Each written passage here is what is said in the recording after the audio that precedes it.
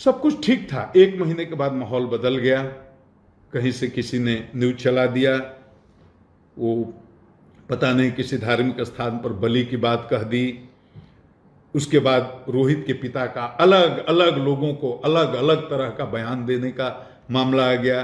कहीं वो बोल रहे हैं कि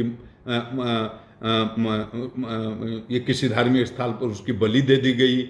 उसकी माँ, उसके नाना बोल रहे हैं कोई मौलवी ने उन पर पानी छिड़कता था। ये सब जो बातें बोल रही हैं, तो मस्जिद की बात कि मस्जिद में बलि दी गई, मैं एक ही विनम्र प्रार्थना करता हूँ, सीधी सी बात, एक लाइन में आप समझिए, गांव में कोई मस्जिद है ही नहीं, गांव में कोई नमाज पढ़ाने वाला मौलवी है ही नहीं।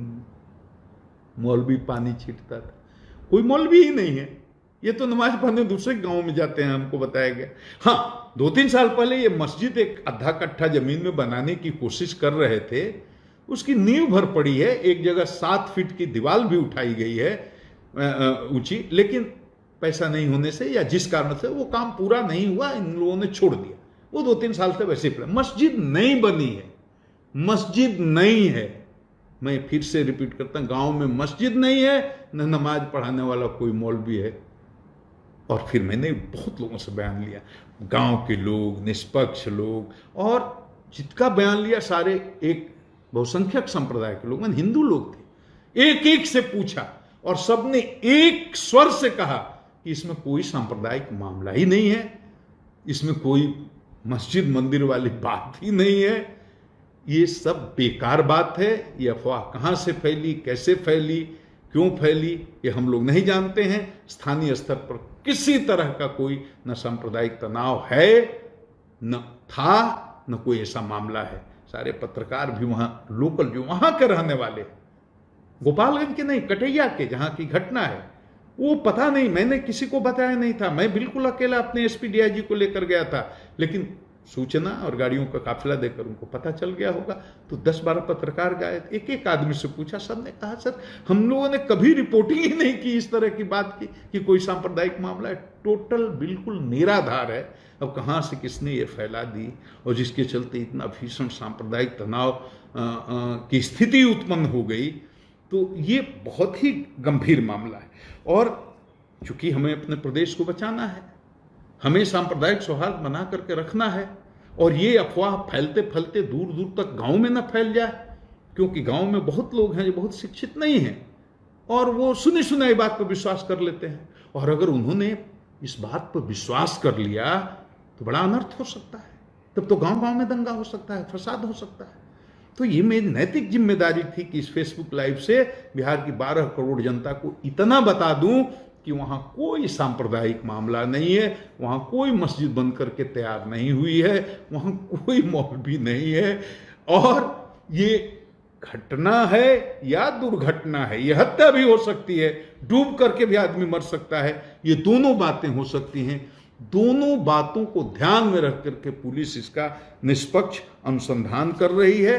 किसी को भी ये नहीं लगना चाहिए कि इसमें किसी को दोषी पाया गया तो इसमें छोड़ा जाएगा। बाकी माँ ने क्या कहा, बाप ने क्या कहा और नाना ने क्या कहा, एक लाइन में स्टोरी है कि तीनों में से किसी ने मेरे सामने ये नहीं कहा कि किसी धार्मिक स्थल पर लड़के की बलि दी गई है। एक लाइन की बात। और किसी ने नहीं कहा, हमको यहां तक कि वादी ने कई जगह उसने बयान दिया कि वो अल्पसंख्यकों के डर से भाग करके उसकी जान को खतरा है, बाहर रहा। मेरे सामने उसने कहा वो थानेदार के डर से भाग गया, वो थानेदार के डर से भागा हुआ है, थानेदार उसको धमकी देता है। थानेदार पर बहुत तरह के आरोप भी लगाए गए और आपने देखा भी होगा, उसको गाली गलौज करते हुए थानेदार का वीडियो भी वायरल हुआ, वो भी आपने देखा होगा। मैं सिर्फ ये कहना चाहता हूं, सिर्फ एक बात, थानेदार ने जो किया, किस परिस्थिति में किया, मैं उसकी सफाई पेश नहीं करना चाहता। किस स्ट्रेस में, तनाव में उसको कितना परेशान किया गया, जलील किया गया, उस पर तरह तरह के आरोप लगाए गए, ये सब बात मैं नहीं कह रहा हूं और ये कहना भी नहीं। किसी भी परिस्थिति में, किसी भी स्थिति में और किसी भी तनाव की स्थिति में किसी थानेदार को अमर्यादित भाषा में जनता से बात करने का अधिकार नहीं है। वो तो पीड़ित है, उसके 15 साल के बच्चे की हत्या हुई है या मौत हुई है, और उसके परिवार के साथ कोई थानेदार गंदी आवाज में, गाली गलौज की भाषा में बात करता है, ये हमारे लिए शर्म की बात है, पूरे विभाग के लिए शर्म की बात है। तो पहला काम हमने ये किया कि थानेदार को जाते ही सस्पेंड किया, विभागीय कार्रवाई करने का आदेश दिया। उस मामला का पटाक्षेप हो गया। इस वीडियो को बनाने का सिर्फ इतना ही मतलब था कि आप जाने कि ये कोई सांप्रदायिक मामला नहीं है, या तो ये घटना है या एक दुर्घटना है। घटना माने या तो हत्या का मामला है, दुर्घटना माने या तो डूब कर मरने का मामला है। हम इसको अभी हत्या का मामला ही मान करके वादी के हिसाब से उसके लिए साक्ष्य जुटाने की कोशिश कर रहे हैं। आप भी साक्ष्य जुटाने में हमारी मदद कीजिए। और एक बात और कहेंगे, अफवाह नहीं फैलाइए, बड़ी जिम्मेदारी का काम होता है। देश बहुत मुसीबत में है, हिंदू हो, मुस्लिम हो, सिख हो, ईसाई हो, अफवाह फैलाइएगा बड़ा नुकसान होगा। अब बिहार तो प्रेम की धरती है, मोहब्बत की धरती है, सांप्रदायिक सद्भाव की धरती है, ये महावीर की धरती है, ये बुद्ध की धरती है, ये गांधी की कर्म भूमि है। मोहब्बत का पैगाम बिहार की धरती से दुनिया भर में गया है, अहिंसा का पैगाम बिहार की धरती से दुनिया भर में गया है। हम बिहार को बचाने में हमारी मदद कीजिए, सहयोग कीजिए। और हमारी बात किसी को बुरी लगी हो या किसी को अच्छी नहीं लगी हो तो मैं क्षमा चाहता हूं। बहुत लोगों के सवाल होंगे, बहुत तरह के सवाल होंगे। मेरे लिए फेसबुक पर किसी सवाल का जवाब देना संभव नहीं हो पाता है, इतना व्यस्त आदमी हूं।